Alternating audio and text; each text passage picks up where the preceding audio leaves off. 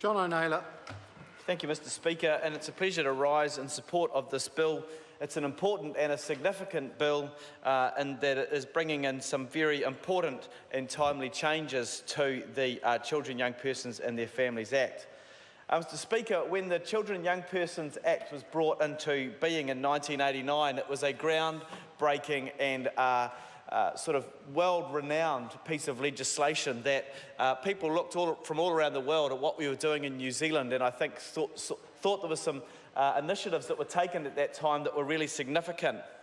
Of course, we can't just sort of sit back and look at what was done then and say that's enough. And so over the course of time, there's been 14 different reviews of the Child, Youth and Family Service and the various names that it's been called over those years.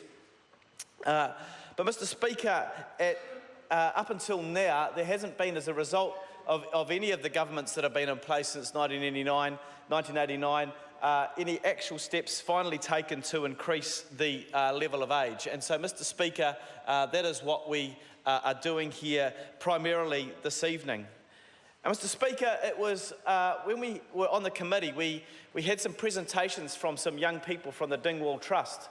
And that's been mentioned by a number of speakers already this evening, but I particularly, again, just want to acknowledge those young people who were brave enough to come and talk to us to share their stories. And I think in particular of one young woman who talked about turning 17 partway through her NCEA Level 2 exams at the end of Year 12, and the fact that she was going to be leaving Child, Youth and Families care, and it was then beholden on her to have to try and negotiate with her caregivers what the ongoing living arrangements, care relationship and boarding relationship would be going forward. Mr Speaker, I think as we all sat and watched that, we all thought that actually that wasn't an acceptable thing to be expecting of a 17-year-old to be facing exams and having to negotiate their own living arrangements with the family they had been living with.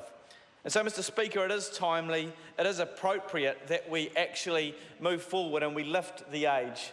And I welcome also announcements from the Minister that this is in fact only the first step, that potentially going forward we're going to have other legislation that will see the possibility for the level of care being extended beyond the age of 18 as well.